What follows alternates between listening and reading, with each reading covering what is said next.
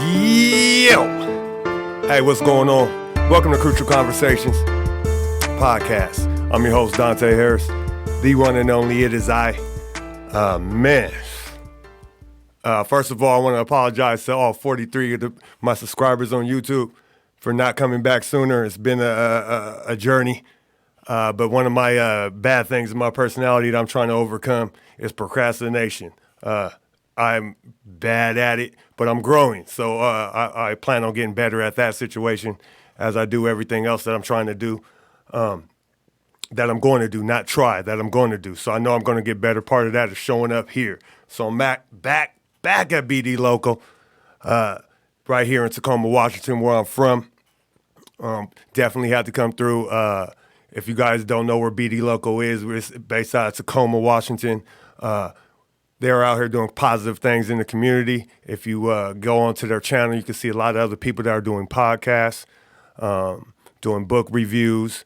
There's many things they got going on, but it's also a way for these guys, for people in Tacoma to network, which is big. With everything going on in the world, the ones that think alike and have the same type of goals and visions need to get together so we can make things happen, because there's definitely positive things in numbers.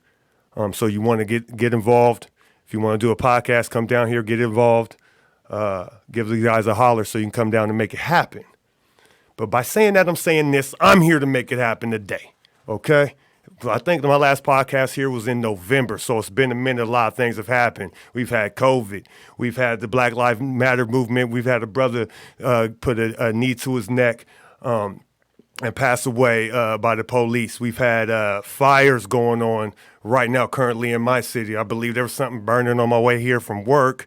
So there's a lot going on. Me, myself, I've been getting through it by staying focused on my goals, trying to grow as a person. So I've made a lot of changes in my life since November, and great things have been happening for me.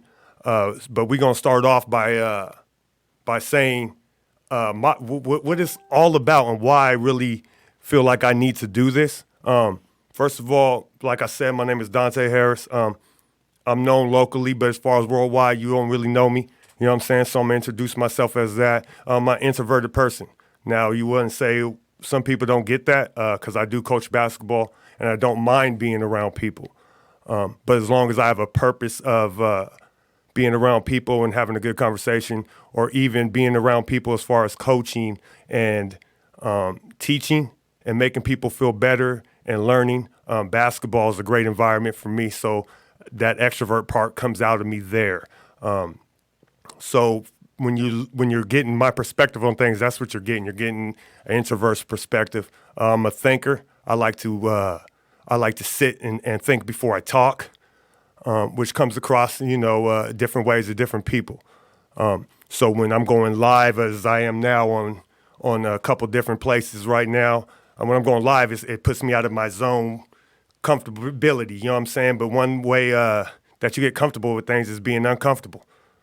So I'm there now in that moment. I got to get over the fact that I might stutter. I got to get over the fact I might lose my train of thought. I got to get over the fact that my mind works a little different. So when I get going, I kind of ramble and jump from subject to subject quite easily. People that are close to me know that. We have great conversations, but I can go from talking about one thing and jump to something in my past and then come back. So if you're not following, you get lost. But that's okay with me too. You know what I mean? So by saying that, I'm saying this, and I'm happy to be back. I got a lot of things that I want to do as far as motivating people. And the type of people I like to motivate is everyone. I want to give knowledge to people that don't have it. And then I want to gain knowledge from people that got knowledge about things I need to know about, which is everything. I think growth is learning. I try to learn something every day. I try to grow every day. My background is straight athletics. It was a sanctuary for me, so I played basketball, and I loved it, and that's where I went. Inside 94 feet, it was my therapy. Still is. And by saying that, I'm looking at like a lot of people have asked me, about my basketball career and what I did and how the way I played inspired them because I play so hard.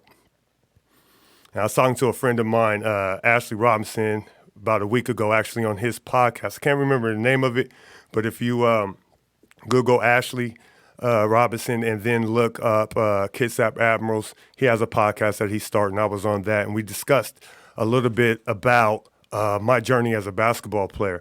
My nickname when I played basketball was Killa. When you think of that as a basketball player and they call you Killa and that's your nickname, couple things cross your mind. Not really marketable, right? You know what I'm saying? They call you Killa, you're going to put that on a shirt, people are going to see it a little different. I didn't think about it that way. I looked at it as a sign of respect, but a lot of that was because they called me Killa because of the way I played. Wasn't really flamboyant. I didn't. I had a grimace on my face most of the time I was playing because I like to get into a zone. Mentally, my mind state had to be a little different than the guy that was real talented, that was quick and athletic, or the kid that was fundamentally sound. I was somewhere in between.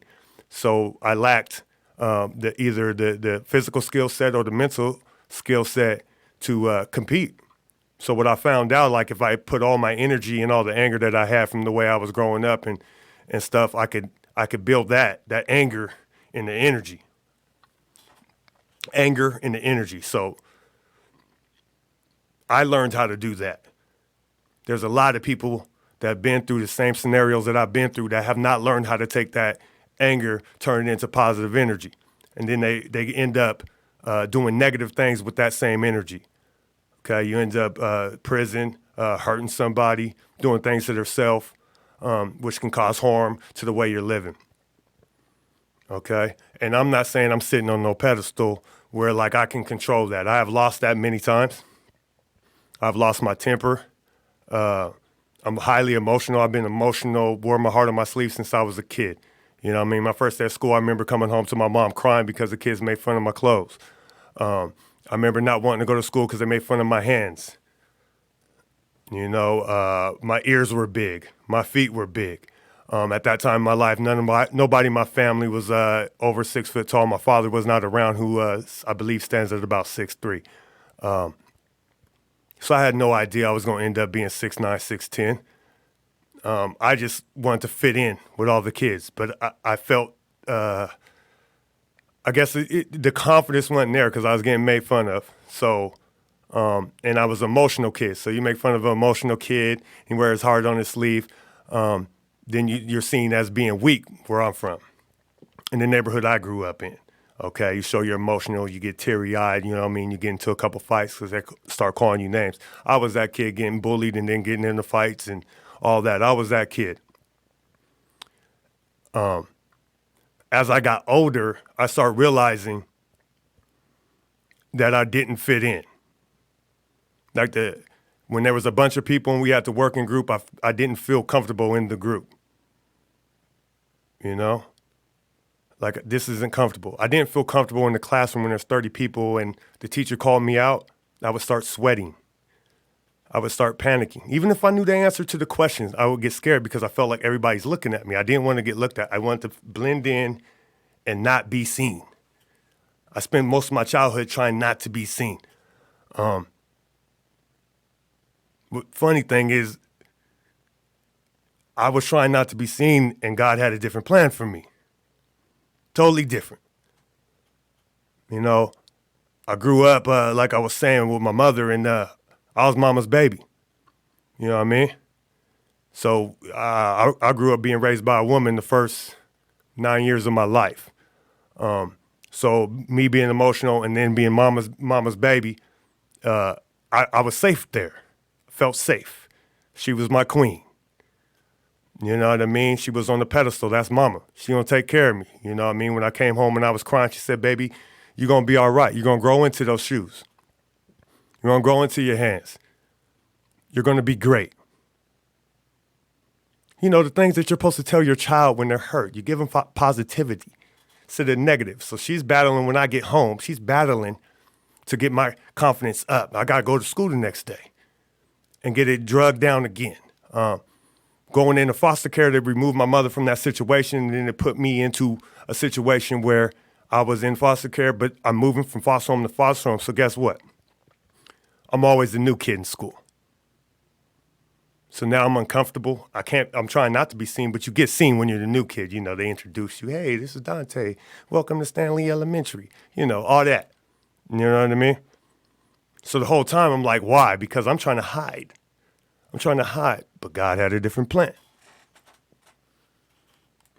Like I said, I was a mama's boy. When the drugs hit the city, it took my mom and my dad from me. Okay? When they pushed that into the city, when they pushed that in the hilltop, I was a hilltop baby. They pushed it in the hilltop. You can go a couple different ways being a kid. A couple different ways. And you know the ways, all right? You guys that don't know the hilltop is in Tacoma, Washington. You know what I'm saying? Predominantly African-American neighborhood then. Still predominantly now, but, you know, things change. But what seeing that and being involved with that, you know, guys get involved with drugs, kids. Let's start with adults. Matter of fact, let me rewind that. Kids get involved with drugs. Adults get involved with drugs. Stop paying attention to their children, right? Your children are at home, you know, doing whatever they want to do. The streets is flooded with people that's on the drugs. They're on that crack cocaine, and they're losing their mind and walking around like zombies. As a child, you're running around, you're trying to be a kid and play. You know what I mean? After a while, you start losing their childhood because when you go out to play, you can't just play, man. There's a drug addict right there on the corner. There's a dope dealer over here. It's a drug addict, a dope dealer in the basketball court. Where do you want to be? I didn't know. I tried to play basketball. It sucked. Wasn't very athletic. It hurt. You know what I mean? Because now I don't want to go out there and play because now I'm getting embarrassed and then I'm sticking out and now everybody's laughing. You know what I mean? So now you're sticking out, you're getting made fun of again. So I'm scared to play sports. Real scared. You know what I'm saying? But there's a fourth thing you can become when you're stuck in that situation. You can become somebody that actually there's more than four, but I'm going to give you another thing you can become. You can become a drug dealer yourself. You can become a banger. You can hit these streets. You can become a gangster. Not everybody's built out to be a gangster. I know a lot of people out here, they think it's flamboyant to be a gangster. Look, if you're not built for the life, get out the street. You know what I mean? There's codes to that too. If you're not built for the life, don't be in the life. Stop pretending. If that's not you, don't be that. Stop perpetrating something that you're not. And that don't go for just people that are being flamboyant and acting like they some type of gang member or not. That just don't go. That goes for everybody, not gang members. That's for people on the internet faking like you're somebody you're not. You got to have pride in yourself. Self-pride, self-love. Because if you can't love yourself and know yourself, then you can't give nothing back to nobody else. Okay? See, once again, I just jumped into something totally different. But that's just how my mind works. But where was I? So I was talking about how the four different things, you know what I mean? But sports was something that I gravitated to at an early age, and I was thinking on my way here today, I was like, I don't remember why I felt so driven to play sports, because I tried it all. I did baseball, I did soccer. I was pretty good at soccer at an early age. I did football, but it was just I was trying to fit in. You know what I mean? So I think that's what it was. I fell in love with it when I start actually just getting with friends that liked playing basketball. You know what I mean? And I started making friends on the court, and then I started getting better and better and working on my game as a kid, you know? So, yo, what's up, Deborah? I see you out here. Yeah, so when it comes to these crucial conversations, I think I will have guests. Matter of fact, I know I will have guests. And we'll get into things that I want to learn about. We'll get in some basketball conversations, get in some life conversations. And you're more than welcome. Like, I go live. You're more than welcome to ask me any question on there. Hit me on Crucial Conversations on the Instagram. I'm on Facebook. I'm on YouTube. Crucial Conversation Podcast. What else we got going on? What else I want to talk about today? Since I'm here. That's what I want to get into. Okay, let's talk about the mentality that I had. See, that's where I jumped off to something totally different when I was talking about I was on the other podcast with Ashley. He's talking about being a killer and the way I played the game. I thought that it was just me, just all of us. It didn't happen all of a sudden how I got to that mode to where I could black out and I could just be, nothing mattered but the 94 feet and what's going on the court. But I gradually worked my way there. And it started small. It started with just getting up in the morning and doing something that bettered myself. So I started getting up like 6 in the morning, going for a jog. Not far, just down the block and back. Then down the block became 2 blocks, became 3 blocks. And I started running stairs. But this was all gradual, getting in shape. But then when I started realizing, I started reaching this place in my mind where automatically I'm waking up before the alarm clock. My mind started gearing up. Looking back at it, I was switching the gears, my mental mind state. I was changing it. I was doing something different to it, right? Then my body started responding. I noticed when I went to open gyms and I started playing with other kids that they was a little slower after a while. We in game 3. It's hot outside. They're getting tired. I'm getting all the layups, all the rebounds. Now they picking me up on their team. Why? Because I can run. Wasn't no skill set, but the fact that I could run and mentally I woke up and I got self-confidence because I was running every day. Now, did I get any faster? I don't really know. But I know mentally I thought I did. Now, let me show you a trickery about tricking your mind. Now, I know a lot of you kids, or even as adults, we all did it. When you got that new pair of shoes on and you put them babies on and you swore you ran faster, I know you did it. You swore like, I run faster than these. And you feel the wind and you're flying. I felt like you was flying. You know what I mean? And you're running and got them new kicks on. That feeling, you've tricked yourself. Even if you weren't running any faster, mentally you told yourself you were running faster. You know what I mean? And your body started doing it. You know what I mean? So by saying that, I'm saying this. You can mentally arrange things in your mind, talk to yourself, and talk your way into reaching higher levels. Your body has no choice but to do it. No choice at all. If your mind pushes through it and you tell yourself, I'm going to do this, your body will react when it comes to doing anything. Anything. Have confidence in yourself, know yourself, push yourself. And even if you push yourself to a limit, wake up, do it again, repeat that. You heard the thing, muscle memory, right? You got muscle memory. Keep doing something repetitive. Next time you go to do it, it gets easier and easier and easier. Do something 1,000 times, you'll do it on an accident. Anybody that's any good at any sports, any physical activity, the reason why you practice is so you get repetition. Your muscles start remembering what you're doing. You can do this with your mind too.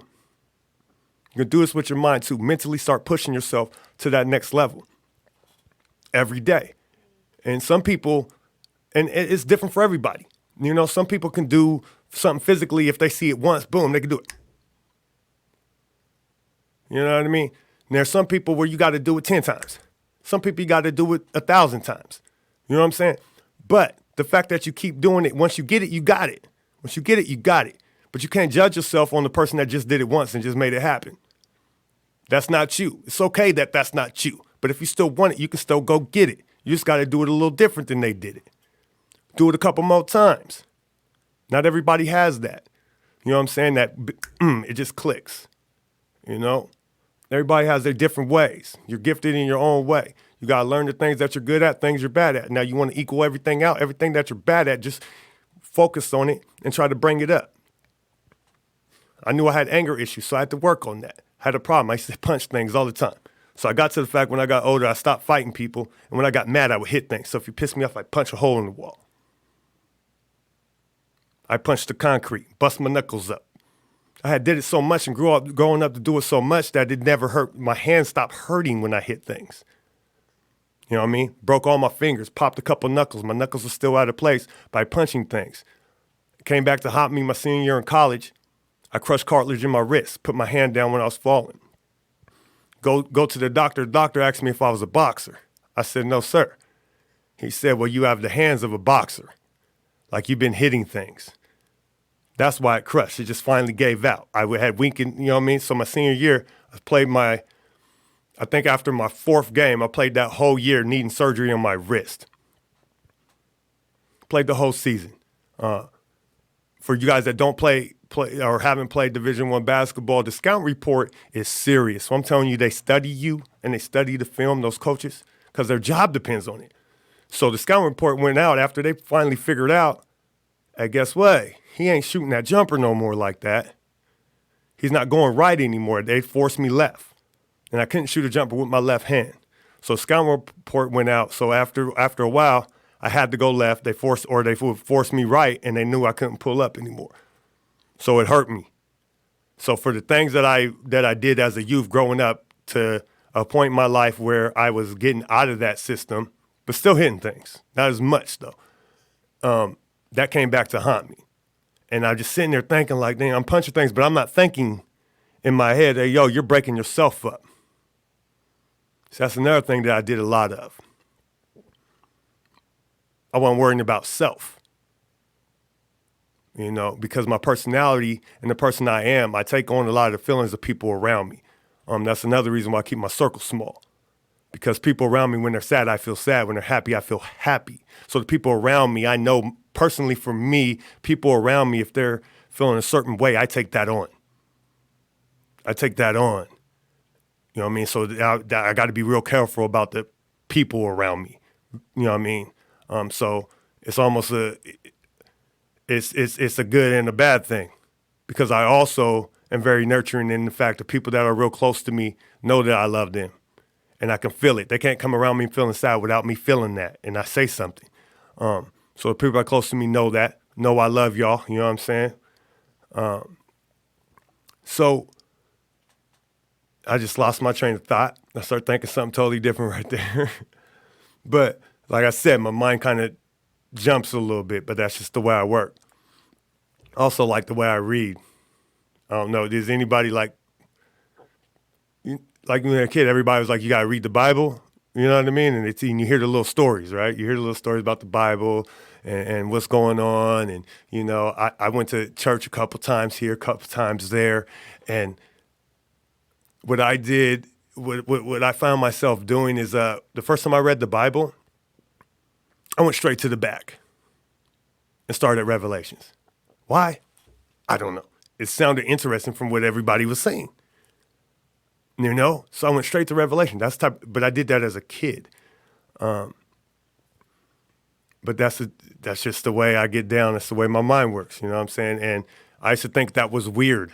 But every now and then I run into somebody and they have that same story. Just the percentage is low of people that work that way. But there are people out there. If you're one of those people, what up? So some of those introverts with extroverted feelings. You know what I'm saying? But I thank God for basketball. You know what I mean? Because he put that in my life to help me get over some of those social anxieties, over those ways. He had a different plan. I'm trying to hide. He said, no, here's a light. And after a while, I got comfortable with that. One of the things that happened to me in the last couple of years, I lost some people that I was close. That's the reason why I got this podcast. My little brother, Aaron Montgomery, actually inspired me to do this podcast because we were talking about doing something like this prior to his passing.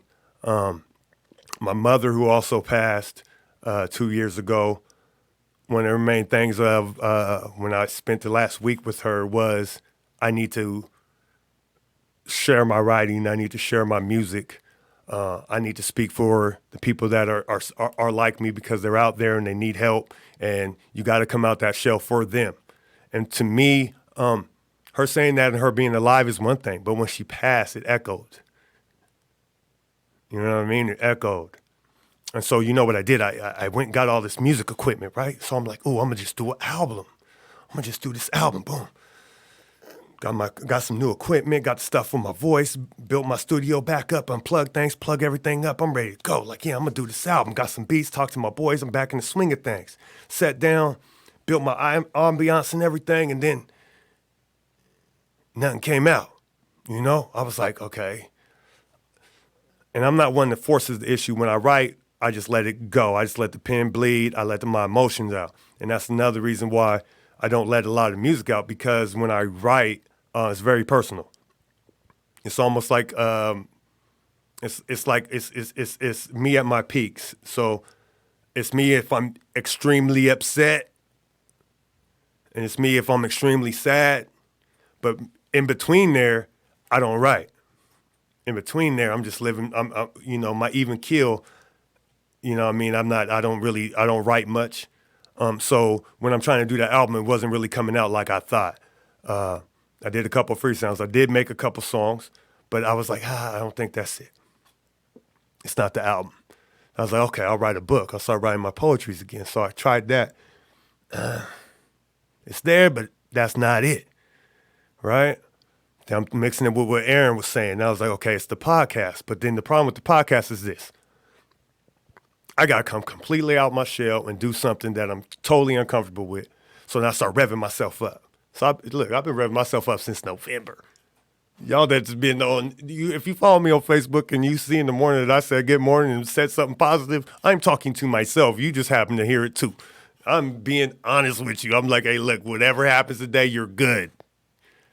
Be great. That's me talking to Tay. Tay talking to Dontay. That's me, man. So it's like, I'm talking to myself, and then other people are, you know what I mean? I have a quick conversation with people about it. And then next thing I know, I start realizing there's certain people that's in the morning that we be conversating. They're kind of on that same wavelength, getting their day going. So I wake up, I lift my weights, I get my water, get my food in me for the work. I go to work, I post my good morning, and I speak something positive in the air, and I walk out my door. You know what I mean? And that way, kind of like I was going back to when I was telling you about basketball, how I ended up getting better at it and all that, was just like that, wake up in the morning and going running. I've been doing it ever since. Putting something positive, get some energy out, and get ready to take on the day. Preparing myself mentally, physically. Muscle memory, mental memory, all of that together. Growth. You know what I mean? Oh, my wife just hopped on. What's up, baby? That's what it is. Yeah, so I'm just happy to be back. I know I've been rambling. I don't even see the time done went off. I'm here getting it in. Yes, I don't even know. But shoot, that's Crucial Conversations. You know what I'm saying? And when it comes to figuring out what it is I'm supposed to do, I think it is this. It's speaking. It's speaking. And I'm big on energy. I'm big on the vibe that I get from people. And if I get the wrong vibe from people, I generally don't deal with them at all. And it's pretty easy for me to do that. You know, it's nothing to cut somebody off. It's very hard for me to bring people in. But as far as conversating and learning and talking to people, I don't have a problem doing that and learning something or teaching something. Because I think growth is good. I think learning from people, different perspectives is engaging to me. I think it's cool. You know what I'm saying? I think that's part of a lot of the problems with people is you've never talked to nobody on the other side or been into a situation or put yourself in their shoes. My shirt that I got on says "Stop Killing Us." That is letting you know. Let me tell you what that's about. Now, they got the Black Lives Matter shirt. You got all these different people with the flags, and everybody's fighting over this racial situation that we're in. And I've seen people on both sides on my timeline. I'm going to tell you this. Stop killing us. Take everything out. Stop all your bias stuff. Stop killing us. Stop acting like it's not happening. Stop not being sympathetic to it, because all it does is create anger. You know, watch what you say. Just because you have a couple people that are African American or been through some things, and you think they're your friends, don't act like you know what it feels like. or they're in your family, don't act like you know what it is, because you don't. And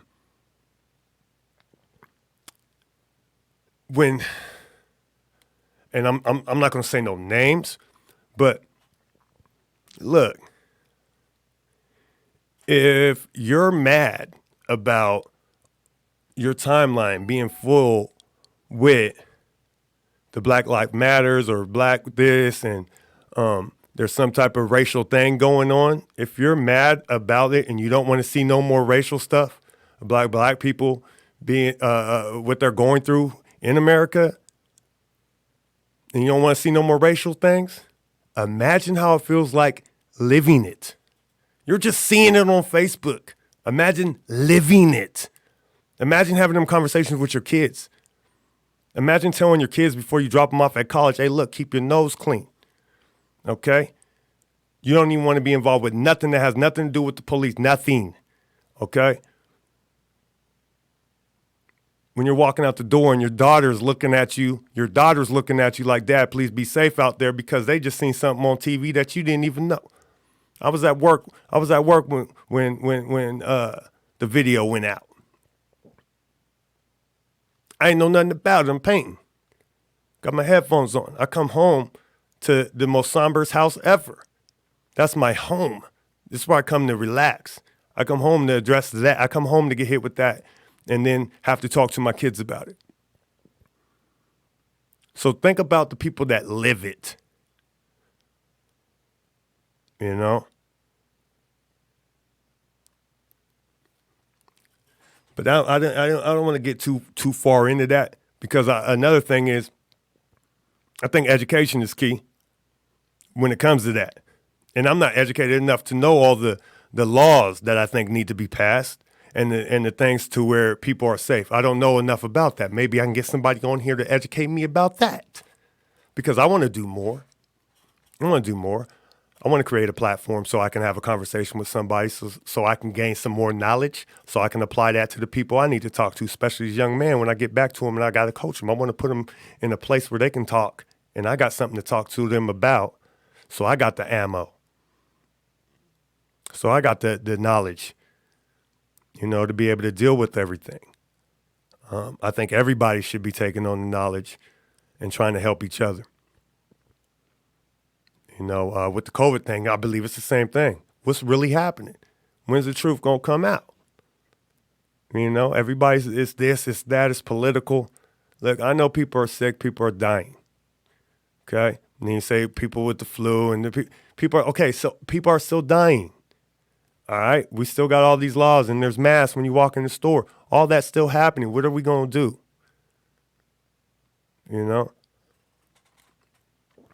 But both of those subjects right there, those are deep subjects, and everybody's talking about that. I'm here to talk about growth. So, I'm 30 minutes in on this, man. I'm finally back. I just want to say I appreciate BD Local for having me. You know what I mean? They over here doing their thing. You know what I'm saying? I'm enjoying the studio. Yeah. So, that was episode, whatever you want to call it. I'm back, baby. We starting it all over. So until next time, I'm out. Dontay Harris, Crucial Conversation.